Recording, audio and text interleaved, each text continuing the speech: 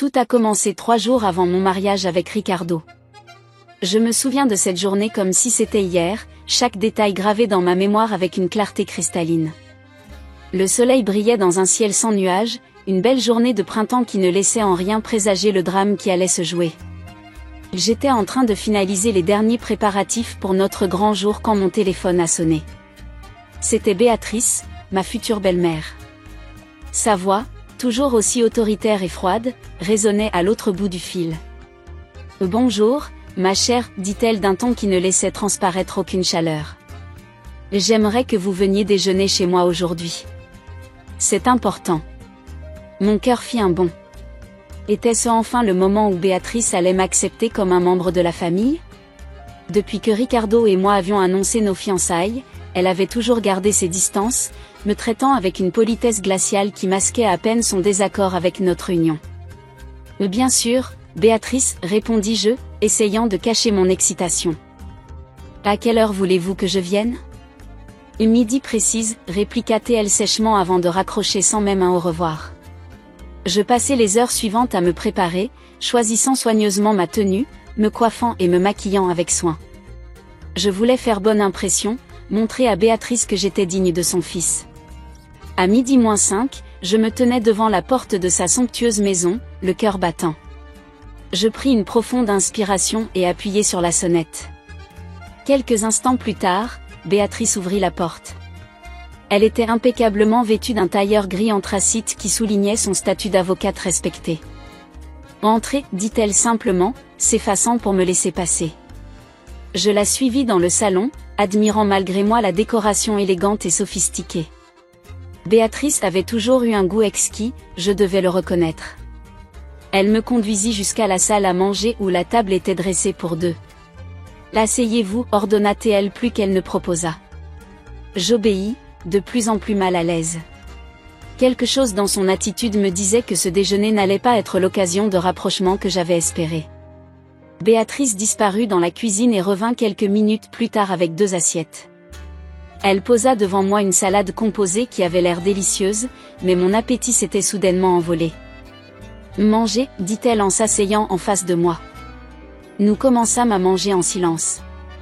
Je cherchais désespérément un sujet de conversation, mais les mots me manquaient. Finalement, ce fut Béatrice qui rompit le silence. « Vous vous demandez sûrement pourquoi je vous ai invité aujourd'hui, commença-t-elle. Je hochai la tête, incapable de parler. « Eh bien, comme vous le savez, je suis une femme pragmatique. J'aime que les choses soient claires et bien définies. » Elle se leva et se dirigea vers un buffet. Mon cœur se serra quand je la vis en sortir une liasse de documents. « Ceci, dit-elle en posant les papiers sur la table, est un contrat de mariage. » Je sentis le sang quitter mon visage. « Un contrat de mariage? 3 jours avant la cérémonie?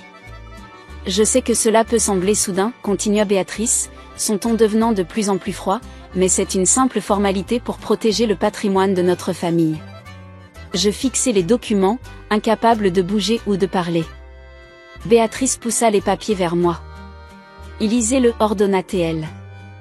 Vous verrez que tout est parfaitement raisonnable. » D'une main tremblante, je saisis les documents et commençai à les parcourir. Plus je lisais, plus je me sentais nauséeuse. Ce contrat était tout sauf raisonnable.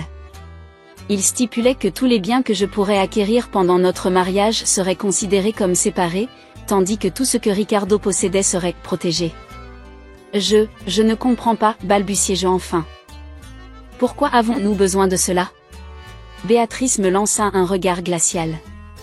Ma chère, ne soyez pas naïve. Nous devons protéger les intérêts de Ricardo. Après tout, on ne sait jamais ce qui peut arriver dans un mariage. Ces mots me frappèrent comme une gifle. Que voulez-vous dire, demandai-je, la voix tremblante. Eh bien, répondit-elle avec un sourire froid, disons simplement que certaines personnes pourraient être tentées de se marier pour des raisons financières. Je restai bouche bée, incapable de croire ce que j'entendais. Béatrice venait-elle vraiment d'insinuer que j'épousais Ricardo pour son argent? Je n'ai jamais. Commençai-je, mais Béatrice m'interrompit d'un geste de la main. Peu importe vos intentions actuelles. Ce contrat est là pour protéger tout le monde. Si vos sentiments sont sincères, vous n'aurez aucun problème à le signer. Je fixai Béatrice, cherchant dans son regard une trace de compassion, de compréhension. Mais tout ce que je vis fut de la détermination froide et calculatrice. Et Ricardo, demandai-je finalement. Qu'en pense-t-il? Comme en réponse à ma question, j'entendis la porte d'entrée s'ouvrir. Quelques secondes plus tard, Ricardo entra dans la salle à manger. Son visage était pâle et tendu. « Ah, mon chéri, dit Béatrice, son ton s'adoucissant immédiatement. Nous parlions justement du contrat de mariage. » Ricardo hocha la tête sans me regarder. « Je sais, maman. Tu m'en as parlé hier soir. » Mon cœur se brisa en 1000 morceaux. Il était au courant. Il savait et il n'avait rien dit. « Ricardo, murmurai-je, tu es d'accord avec ça? » Il leva enfin les yeux vers moi, et ce que j'y vis me glaça le sang. De la résignation. De la culpabilité. Mais pas une once de rébellion. « C'est pour le mieux, dit-il doucement. Maman a raison, c'est juste une formalité. » Je restai là, assise à cette table, entourée par ces deux personnes que je croyais connaître et aimer. Mais à ce moment-là, ils me semblaient être des étrangers. Des étrangers froids et calculateurs qui venaient de briser tous mes rêves d'un avenir heureux. J'ai besoin de temps pour réfléchir, dis-je finalement, me levant de table sur des jambes tremblantes. Bien sûr, répondit Béatrice avec un sourire qui n'atteignait pas ses yeux. Prenez le temps qu'il vous faut.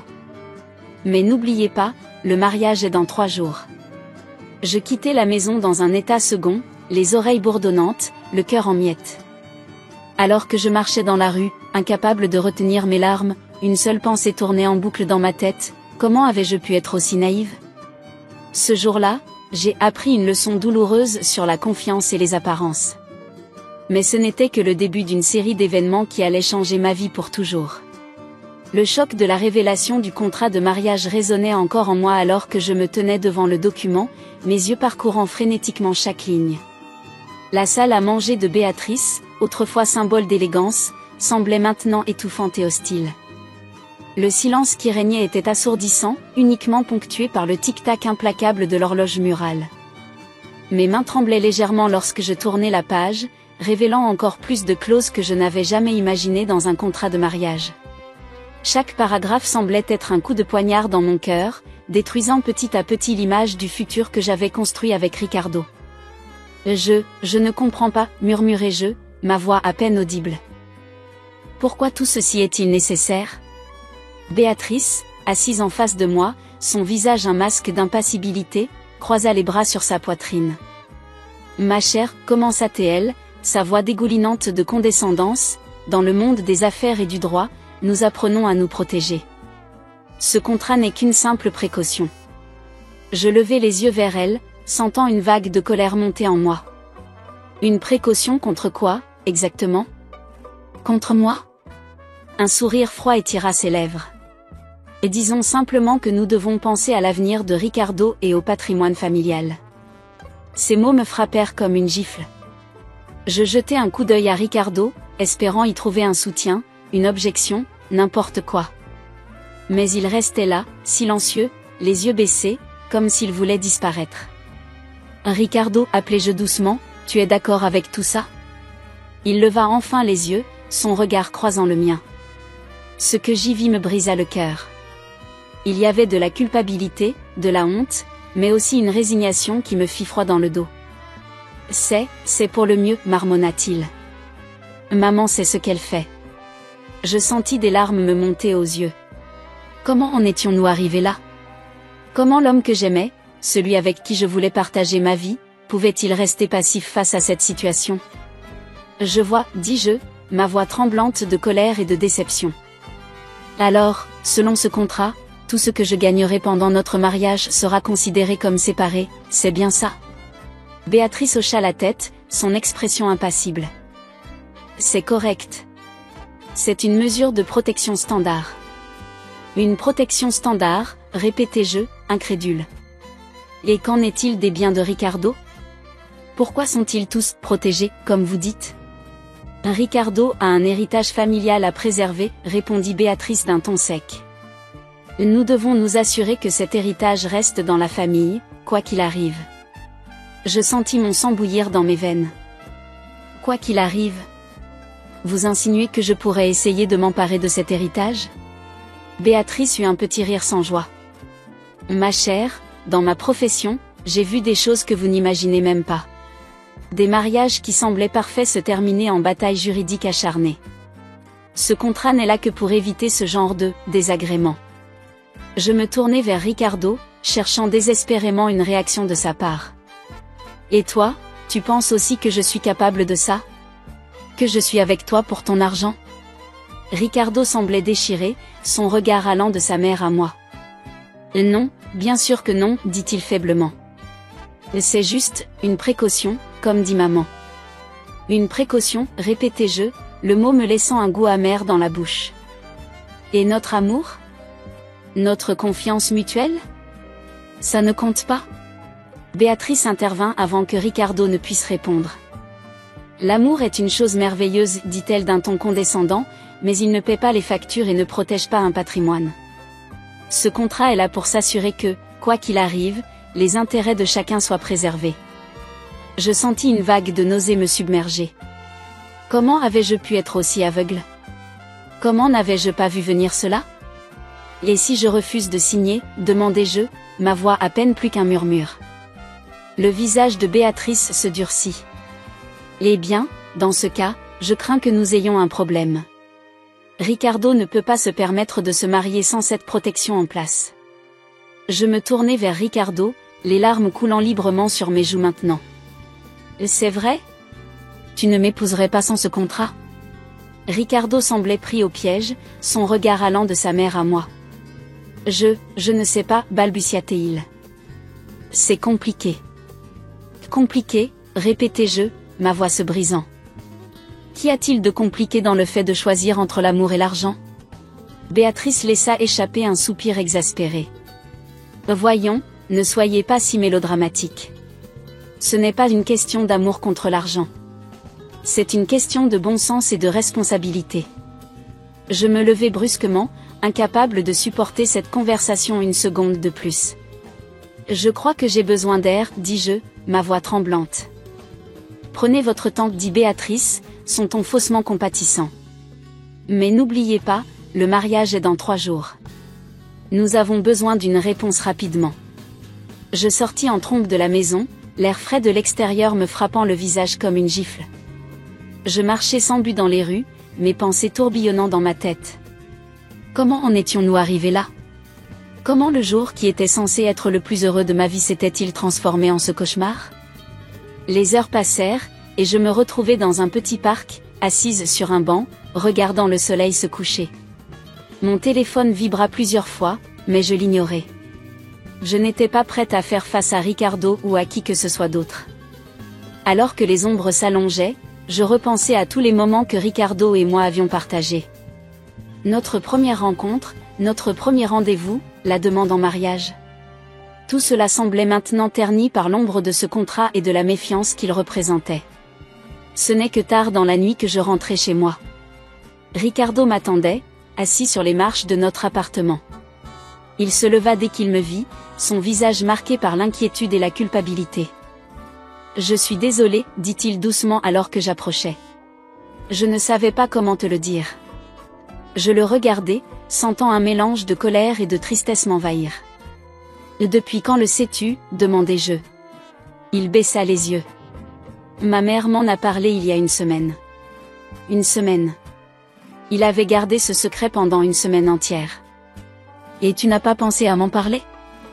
Je ne savais pas comment aborder le sujet, balbutia-t-il. Je savais que tu serais bouleversé. Je laissai échapper un rire sans joie. Bouleversé? Ricardo, je suis bien plus que bouleversé. Je suis dévasté. Comment as-tu pu me faire ça? Ce n'est qu'un bout de papier, dit-il, tentant de me prendre la main. Je reculai. Ça ne change rien à ce que je ressens pour toi. Vraiment, demandai-je, ma voix tremblante de colère. Alors pourquoi as-tu besoin de ce bout de papier? Pourquoi ne peux-tu pas simplement me faire confiance? Ricardo sembla perdu, cherchant ses mots. C'est compliqué, dit-il finalement. Ma famille, il y a des attentes, des traditions. Des traditions, répétai-je, incrédule. Quelle tradition exige de traiter sa future épouse comme une potentielle voleuse? Ce n'est pas comme ça, protesta-t-il faiblement. C'est juste une précaution. Une précaution, dis-je, le mot me laissant un goût amer dans la bouche. Et notre amour? Notre confiance? Ce ne sont pas des précautions suffisantes? Ricardo resta silencieux, incapable de répondre. Je le regardais, cet homme que j'aimais tant, et je réalisais avec un choc que je ne le reconnaissais plus. J'ai besoin de temps, dis-je finalement. Je ne peux pas prendre une décision maintenant. Il hocha la tête, l'air abattu. Je comprends. Prends le temps qu'il te faut. Je montai les escaliers, le laissant derrière moi. Une fois dans notre appartement, je m'effondrai sur notre lit, les larmes coulant librement. Comment avions-nous pu en arriver là? Comment le rêve de notre mariage s'était-il transformé en ce cauchemar de méfiance et de manipulation? Alors que je fixais le plafond, incapable de dormir, une pensée commença à germer dans mon esprit. Je ne pouvais pas laisser Béatrice gagner si facilement. Je ne pouvais pas laisser Ricardo s'en tirer sans comprendre la gravité de ses actions. Il devait y avoir un moyen de retourner la situation à mon avantage. C'est à ce moment-là que je pris une décision qui allait tout changer. Je ne signerais pas ce contrat, du moins pas sans me battre. Il était temps de prendre les choses en main et de montrer à Béatrice et à Ricardo que je n'étais pas une simple poupée qu'on pouvait manipuler à leur guise. Le lendemain matin, avec une détermination renouvelée, je commençai à élaborer un plan. Un plan qui allait non seulement protéger mes intérêts, mais aussi mettre Béatrice et Ricardo face à leurs propres contradictions. Ce n'était peut-être pas ainsi que j'avais imaginé commencer ma vie conjugale, mais si c'était la bataille qu'ils voulaient, alors c'était la bataille qu'ils auraient. Le lendemain matin, je me réveillai avec une détermination que je n'avais jamais ressentie auparavant. La douleur et la trahison de la veille s'étaient transformées en une résolution d'acier. Je ne laisserai pas Béatrice et Ricardo dicter les termes de mon avenir. Il était temps de prendre les choses en main. Assise à la table de la cuisine, une tasse de café fumant devant moi, je commençais à réfléchir à mes options. Ricardo était parti tôt, probablement pour éviter une confrontation. Son absence ne faisait que renforcer ma détermination. Je ne peux pas simplement accepter ce contrat, murmurai-je pour moi-même. Mais je ne peux pas non plus abandonner tout ce que nous avons construit ensemble. C'est alors qu'une idée germa dans mon esprit. Si Béatrice voulait jouer au jeu des contrats et des avocats, alors je jouerais aussi. Mais je jouerais selon mes propres règles. D'une main tremblante, je saisis mon téléphone et commençai à chercher des avocats spécialisés en droit de la famille. Je tombai sur le nom de maître Sophie Durand, une avocate réputée pour sa ténacité et son expertise en matière de contrat de mariage. Le cœur battant, je composai son numéro. Après quelques sonneries, une voix professionnelle répondit, « Cabinet Durand, bonjour. » « Bonjour, dis-je, ma voix plus assurée que je ne l'aurais cru. Je souhaiterais prendre rendez-vous avec Maître Durand le plus rapidement possible. C'est urgent. » Il y eut un bref silence à l'autre bout de la ligne, puis la secrétaire répondit, « Nous avons un créneau disponible cet après-midi à 14 heures. Cela vous conviendrait-il? » « Parfait, répondis-je, soulagé. J'y serai. » Les heures qui suivirent passèrent dans un brouillard. Je me préparai mécaniquement, rassemblant tous les documents que je pensais utiles, y compris une copie du contrat que Béatrice m'avait présenté. À 14 heures précises, je me tenais devant le cabinet de Maître Durand, le cœur battant à tout rompre. Je pris une profonde inspiration et entrai. L'intérieur du cabinet était élégant et sobre, exactement comme je l'imaginais. La secrétaire m'accueillit avec un sourire poli et m'invita à m'asseoir dans la salle d'attente. Quelques minutes plus tard, la porte du bureau s'ouvrit et Maître Durand apparut. C'était une femme d'une 50aine d'années, au regard perçant et à l'allure imposante. « Entrez, je vous prie, dit-elle d'une voix ferme mais aimable. » Une fois installée dans son bureau, je commençai à lui expliquer ma situation, la voix tremblante par moments. Je lui parlais du contrat, de Béatrice, de l'attitude de Ricardo. Maître Durand m'écouta attentivement, prenant des notes de temps à autre. Lorsque j'eus fini mon récit, elle posa son stylo et me regarda droit dans les yeux. Ce que vous me décrivez là, dit-elle d'un ton grave, c'est un contrat potentiellement abusif et possiblement illégal sur plusieurs points. Mon cœur fit un bond. Vraiment, demandai-je, un mélange d'espoir et d'appréhension dans la voix. Maître Durand hocha la tête. Oui. Ce type de contrat unilatéral, présenté si près de la date du mariage, pourrait être considéré comme de la coercition. De plus, certaines clauses semblent aller à l'encontre des principes fondamentaux du droit matrimonial français. Elle se pencha en avant, ses yeux brillant d'une lueur déterminée. Maintenant, la question est, que voulez-vous faire ? Je pris une profonde inspiration. Je veux me battre, dis-je, ma voix plus ferme que jamais. Je ne veux pas annuler le mariage, mais je ne peux pas non plus accepter ce contrat tel quel. Un léger sourire apparut sur le visage de Maître Durand. Alors nous allons nous battre, dit-elle.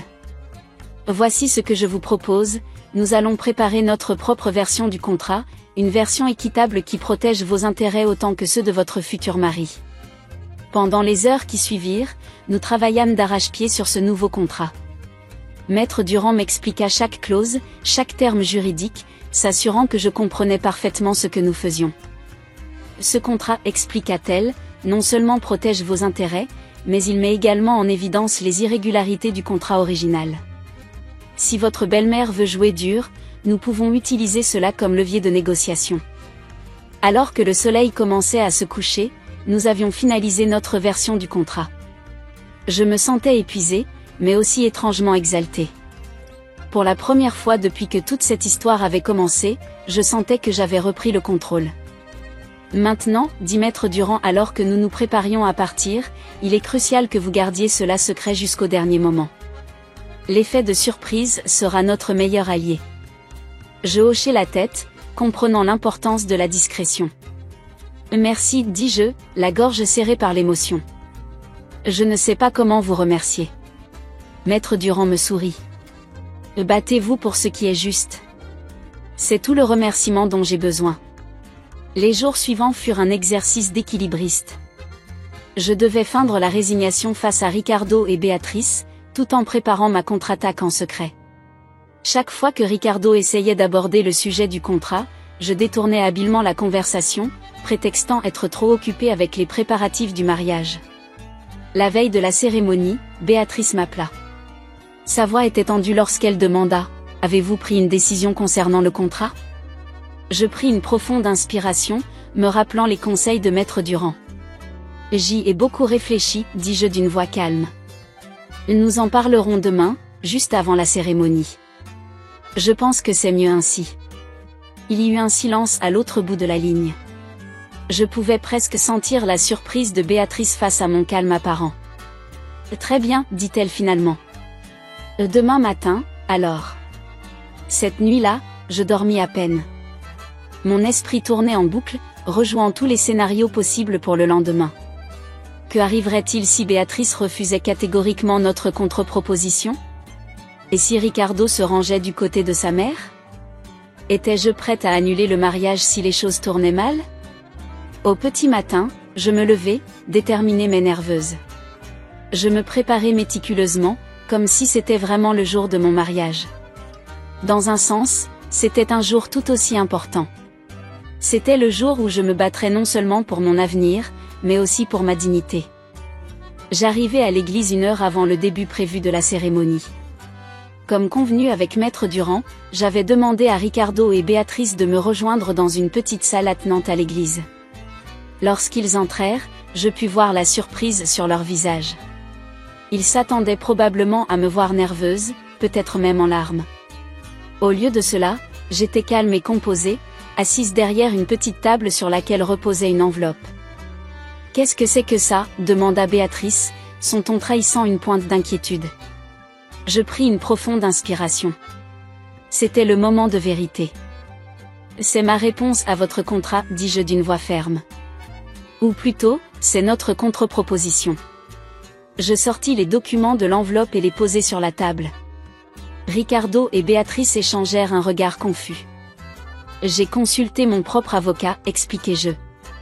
Et nous avons préparé une version du contrat qui est équitable pour toutes les parties concernées. Béatrice s'empara des documents, ses yeux parcourant rapidement les pages. Son visage passa de la surprise à la colère, puis à une sorte de respect réticent. « C'est inattendu, dit-elle finalement. » Ricardo, qui était resté silencieux jusqu'à présent, prit enfin la parole. « Je ne comprends pas, dit-il, l'air perdu. Pourquoi as-tu fait ça ? » Je le regardai droit dans les yeux. « Parce que je nous respecte trop, toi et moi, pour accepter un contrat injuste et potentiellement illégal. Si nous devons avoir un contrat de mariage, il doit être équitable pour nous deux. » Béatrice leva brusquement les yeux du document. « Illégal » répéta-t-elle, une note de défi dans la voix. Je hochai la tête. « Oui, illégal. Mon avocat m'a assuré que plusieurs clauses de votre contrat original pourraient être contestées devant un tribunal. Sans parler du fait que me le présenter 3 jours avant le mariage pourrait être considéré comme de la coercition. » Un silence pesant s'abattit sur la pièce. Je pouvais presque voir les rouages tourner dans l'esprit de Béatrice alors qu'elle réalisait les implications de ce que je venais de dire. « Vous bluffez, dit-elle finalement, mais sa voix manquait de conviction. « Vraiment, répondis-je calmement.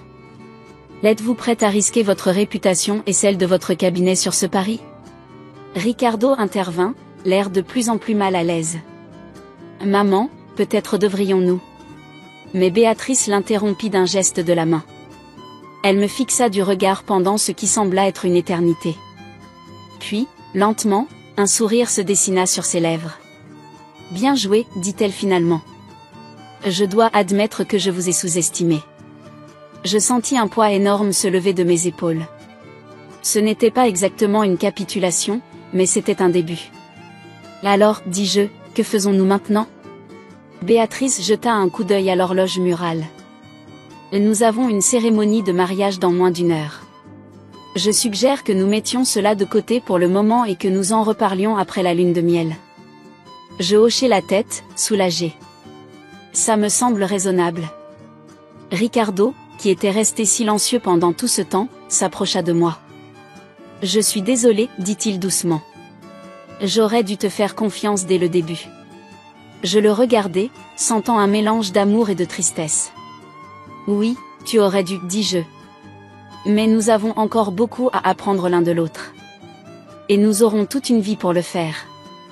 Alors que nous nous préparions à sortir de la pièce pour rejoindre nos invités, je ne pus m'empêcher de penser que ce n'était pas exactement ainsi que j'avais imaginé le début de mon mariage.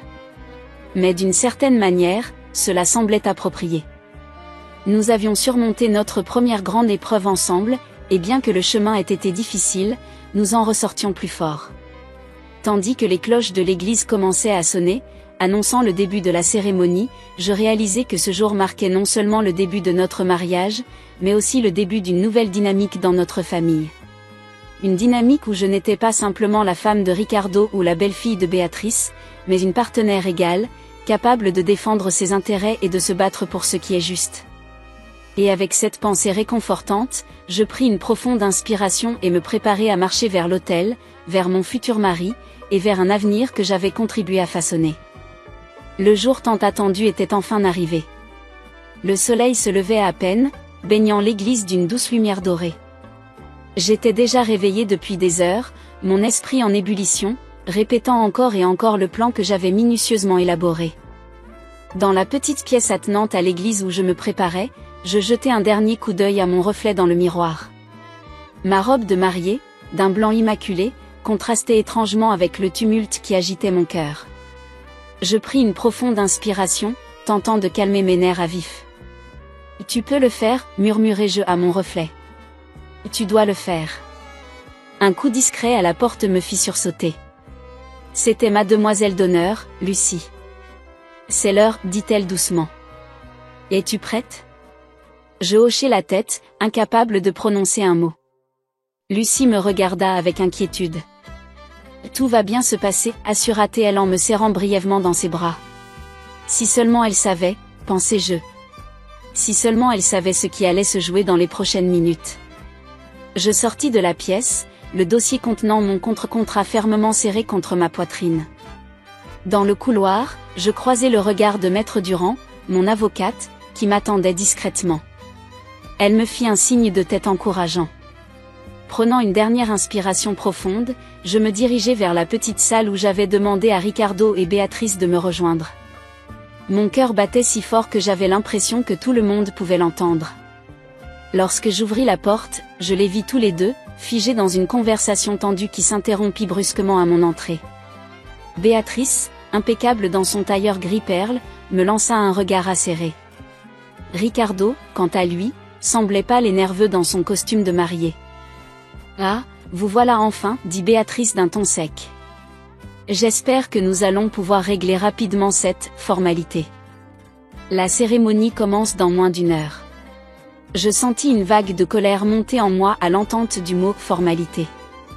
Comment osait-elle réduire quelque chose d'aussi important à une simple formalité ? « Ce n'est pas une formalité, Béatrice, répondis-je d'une voix calme mais ferme. C'est l'avenir de votre fils et le mien qui est en jeu ici. » Je posai le dossier sur la table et l'ouvris, en sortant 3 copies du document que j'avais préparé avec Maître Durand. « Qu'est-ce que c'est que ça ?» demanda Béatrice, les yeux plissés de suspicion. « C'est ma réponse à votre contrat, dis-je en distribuant les copies. Ou plutôt, notre contre-proposition. » Ricardo prit le document d'une main tremblante, ses yeux parcourant rapidement les pages. Béatrice, quant à elle, resta immobile, me fixant d'un regard glacial. « Je ne comprends pas, dit finalement Ricardo, levant les yeux vers moi. « Tu as fait rédiger ton propre contrat ?» Je hochai la tête. « Oui, avec l'aide d'un avocat spécialisé en droit de la famille. » Béatrice laissa échapper un rire sans joie. « Vous pensiez vraiment pouvoir rivaliser avec mon expertise juridique ? » Ce n'est pas une question de rivalité, Béatrice, répondis-je calmement.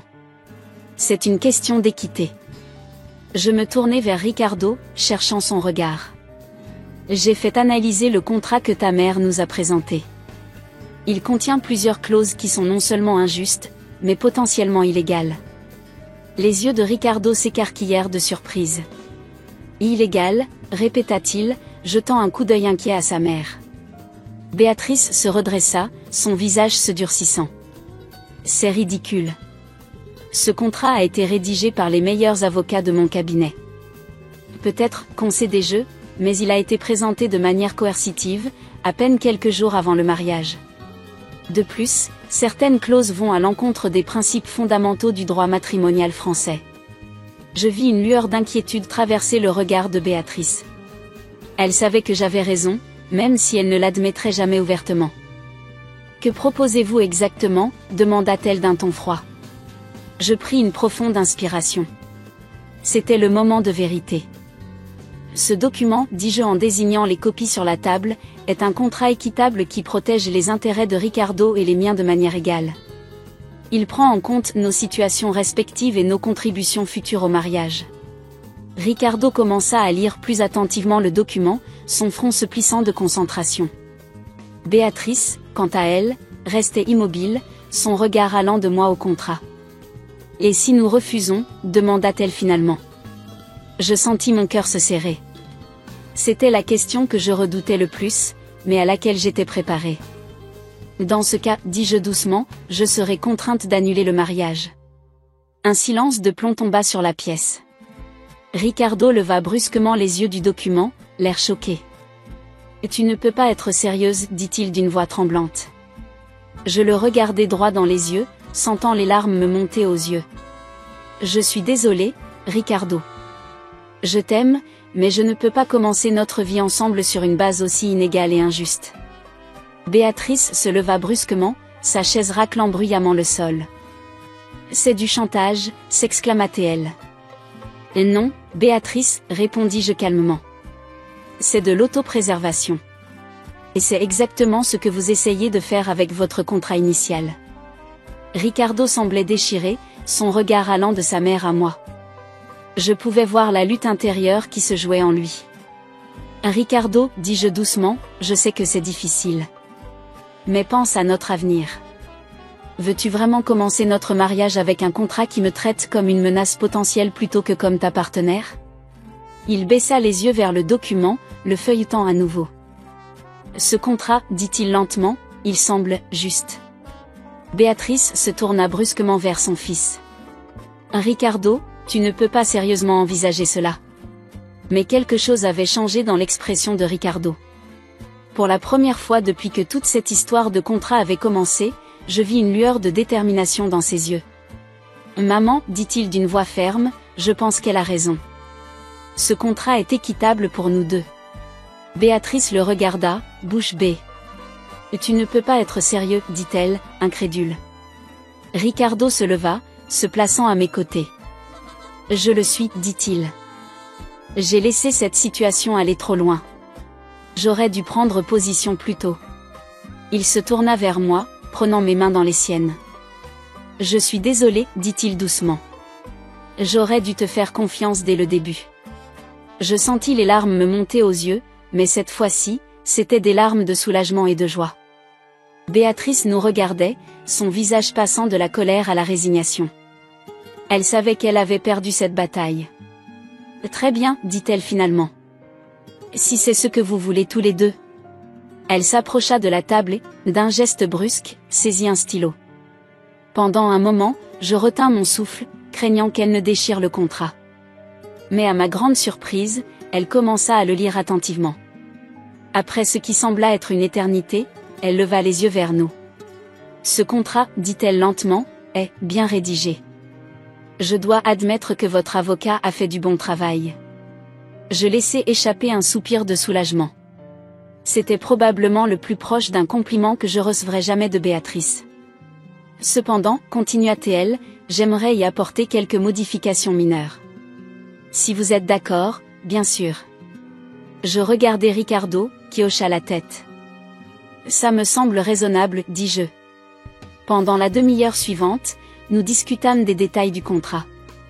À ma grande surprise, les suggestions de Béatrice étaient pour la plupart sensées et équitables. Je commençais à voir un nouveau côté d'elle, celui de l'avocate brillante et expérimentée, plutôt que de la belle-mère manipulatrice. Finalement, nous arrivâmes à un accord. Le nouveau contrat, avec ses modifications, fut signé par nous trois. Alors que nous nous préparions à quitter la pièce pour rejoindre la cérémonie qui nous attendait, Béatrice s'arrêta un moment. « Je dois admettre, dit-elle, me regardant droit dans les yeux, que je vous ai sous-estimé. Vous avez montré une force et une intelligence que je n'avais pas anticipées. » Venant de Béatrice, c'était pratiquement une déclaration d'amour. Je sentis un sourire se dessiner sur mes lèvres. « Merci, Béatrice, dis-je sincèrement. J'espère que nous pourrons aller de l'avant et construire une relation plus positive. » Elle hocha la tête, un léger sourire aux lèvres. « Nous verrons, dit-elle, mais son ton était plus chaleureux qu'il ne l'avait jamais été. » Alors que nous sortions de la pièce, Ricardo prit ma main dans la sienne, la serrant doucement. « Je suis fier de toi, murmura-t-il. Et je suis désolé d'avoir douté de toi. » Je lui souris, sentant mon cœur déborder d'amour. L'important, c'est que nous soyons ensemble maintenant, sur un pied d'égalité. Les cloches de l'église commencèrent à sonner, annonçant le début de la cérémonie. Alors que nous nous dirigions vers l'autel, je ne pus m'empêcher de penser que ce n'était pas exactement ainsi que j'avais imaginé le début de mon mariage. Mais d'une certaine manière, cela semblait parfait. Nous avions surmonté notre première grande épreuve ensemble, et nous en ressortions plus forts. J'avais prouvé ma valeur non seulement à Béatrice et à Ricardo, mais aussi à moi-même. Et maintenant, nous étions prêts à commencer notre vie ensemble, sur une base d'égalité, de respect mutuel et d'amour. Alors que je m'avançais vers l'autel, mon cœur était léger. Quoi que l'avenir nous réserve, je savais que nous pourrions l'affronter ensemble, en tant que partenaires égaux. 3 ans se sont écoulés depuis ce jour fatidique où j'ai tenu tête à Béatrice et changé le cours de notre histoire familiale. Assise dans notre salon, je contemple la photo de notre mariage posée sur la cheminée. Ricardo et moi, radieux, entourés de nos proches. Même Béatrice arbore un sourire, bien que légèrement crispé. Cette image me rappelle à quel point notre vie a changé depuis ce jour. Le bruit de la porte d'entrée me tire de ma rêverie. C'est Ricardo qui rentre du travail, l'air fatigué mais heureux. « Bonsoir, mon amour, dit-il en m'embrassant tendrement. Comment s'est passée ta journée ? » Je souris, appréciant ce moment de calme domestique. « Bien, j'ai eu une réunion productive avec mon équipe. Et toi ? Ricardo s'assied à côté de moi sur le canapé, desserrant sa cravate. Ça a été une journée chargée. Oh, et ma mère a appelé. Elle veut nous voir ce week-end. Je sens une légère tension monter en moi à la mention de Béatrice. Malgré les progrès que nous avons faits, nos relations restent complexes. Que as-tu répondu, demandai-je, essayant de garder un ton neutre. Ricardo me regarde, un petit sourire aux lèvres. J'ai dit que nous vérifierions notre agenda. Je sais que ce n'est pas toujours facile avec elle. Je hoche la tête, reconnaissante de sa compréhension.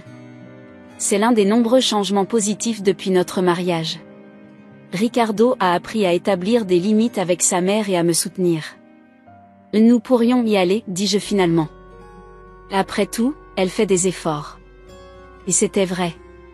Depuis le jour du mariage, Béatrice avait fait des progrès, même si c'était à petits pas. Elle avait dû accepter que son fils ait choisi une partenaire qui n'hésitait pas à défendre ses intérêts. Ricardo me serre la main, reconnaissant. Merci. Je sais que ce n'est pas toujours facile pour toi.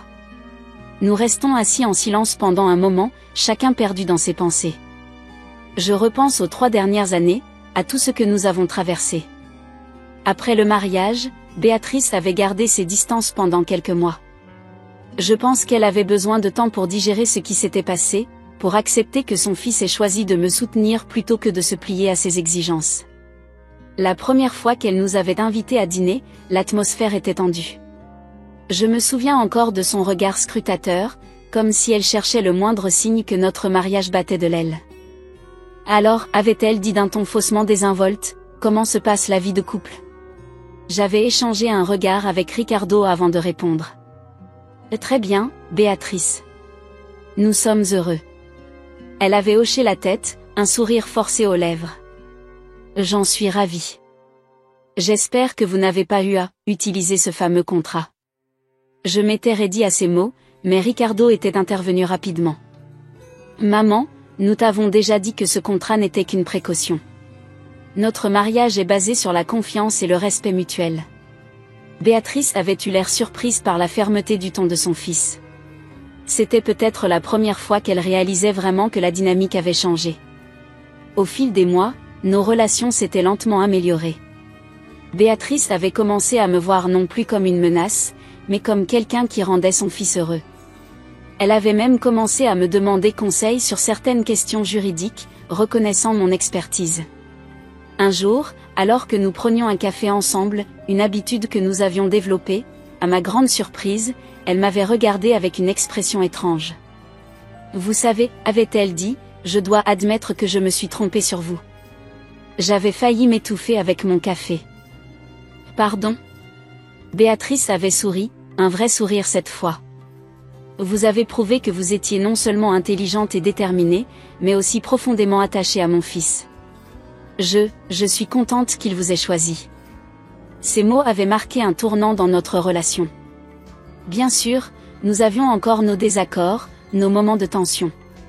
Mais il y avait maintenant un respect mutuel qui n'existait pas auparavant. La voix de Ricardo me ramène au présent. À quoi penses-tu? Je souris, serrant sa main. Je pensais à quel point les choses ont changé depuis notre mariage. Avec ta mère, mais aussi entre nous. Ricardo hoche la tête, compréhensif. C'est vrai. Je pense que ce qui s'est passé le jour de notre mariage nous a rendus plus forts. Je ne peux qu'être d'accord. Cette épreuve nous avait forcés à communiquer ouvertement, à défendre nos valeurs, à établir des limites saines. Cela avait jeté les bases d'un mariage solide et équilibré. Et tu sais, dit Ricardo après un moment, je n'ai jamais vraiment eu l'occasion de te remercier. Je le regarde, surprise. Me remercier? Pourquoi?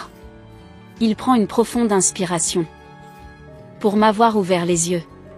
Pour m'avoir montré que je pouvais tenir tête à ma mère, que je pouvais avoir ma propre vie sans pour autant la rejeter complètement. Je sens les larmes me monter aux yeux. C'est vrai que le chemin n'avait pas toujours été facile. Il y avait eu des moments difficiles, des disputes, des doutes. Mais nous les avions surmontés ensemble. Et tu n'as pas à me remercier, dis-je doucement. Nous sommes une équipe, tu te souviens? Ricardo sourit, se penchant pour m'embrasser tendrement. La meilleure des équipes. Soudain, mon téléphone vibre. C'est un message de Béatrice. Je le lis à haute voix: j'espère que vous pourrez venir dîner ce week-end. J'ai une nouvelle à vous annoncer. Ricardo et moi échangeons un regard intrigué. Une nouvelle, répète-t-il. Je me demande de quoi il s'agit. Je hausse les épaules, tout aussi curieuse. Je suppose que nous le saurons ce week-end. Nous passons le reste de la soirée à spéculer sur ce que pourrait être cette nouvelle. Béatrice a-t-elle décidé de prendre sa retraite? A-t-elle rencontré quelqu'un? Ou peut-être a-t-elle décidé de faire un grand voyage? Le samedi soir, nous nous retrouvons devant la porte de Béatrice, un bouquet de fleurs à la main. C'est devenu une sorte de tradition pour nous d'apporter des fleurs lors de nos visites. Béatrice nous accueille avec un sourire chaleureux, bien loin de la femme froide et distante qu'elle était il y a 3 ans. « Entrez, entrez » dit-elle en nous faisant signe. « J'ai préparé votre plat préféré. » Pendant le dîner, la conversation coule naturellement. Nous parlons de nos travails respectifs, des dernières nouvelles de la famille. C'est agréable, presque normal. Qui aurait cru que nous en arriverions là? Finalement, alors que nous dégustons le dessert, Béatrice pose sa fourchette et nous regarde avec une expression sérieuse. « J'ai quelque chose à vous annoncer » dit-elle. Ricardo et moi échangeons un regard. Le moment de vérité est arrivé. J'ai décidé, continue Béatrice, de créer une fondation pour aider les jeunes couples à démarrer leur vie ensemble. Je sens ma mâchoire se décrocher. De toutes les possibilités que nous avions envisagées, celle-ci ne nous avait même pas effleuré l'esprit. Une fondation, répète Ricardo, tout aussi surpris que moi. Béatrice hoche la tête. Oui. Elle offrira des conseils juridiques gratuits, de l'aide pour trouver un logement, des bourses pour les études. Ce genre de choses. Je la regarde, stupéfaite. C'est incroyable, Béatrice. Mais pourquoi? Elle prend une profonde inspiration, son regard allant de Ricardo à moi. Eh bien, disons que j'ai appris quelques leçons importantes ces dernières années. Sur l'importance de soutenir les jeunes couples plutôt que de leur mettre des bâtons dans les roues. Je sens les larmes me monter aux yeux. C'est plus que je n'aurais jamais osé espérer. Et, ajoute Béatrice, un petit sourire aux lèvres, j'espérais que vous accepteriez tous les deux de siéger au conseil d'administration de la fondation. Vos perspectives seraient inestimables.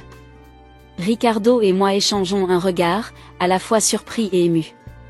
C'est plus qu'une offre d'emploi, c'est une reconnaissance, une main tendue, un nouveau chapitre dans notre histoire familiale. Nous serions honorés, dis-je finalement, ma voix tremblante d'émotion. Ricardo prend ma main sous la table, la serrant doucement. Absolument, ajoute-t-il. C'est une idée merveilleuse, maman. Béatrice nous regarde, et pour la première fois, je vois des larmes briller dans ses yeux. Je sais que je n'ai pas toujours été facile, dit-elle doucement. Mais je veux que vous sachiez à quel point je suis fière de vous deux. De la famille que nous sommes devenus. À ce moment-là, je réalise à quel point nous avons parcouru de chemin. De cette confrontation tendue le jour de notre mariage à ce dîner chaleureux où nous planifions un projet commun. Ce n'est pas parfait, bien sûr. Nous aurons encore des désaccords, des moments difficiles. Mais nous avons appris à les gérer ensemble, avec respect et amour. Alors que nous trinquons à cette nouvelle aventure, je ne peux m'empêcher de sourire. Qui aurait cru que ce contrat de mariage, qui avait failli tout détruire, serait finalement à l'origine d'un projet qui pourrait aider tant de jeunes couples?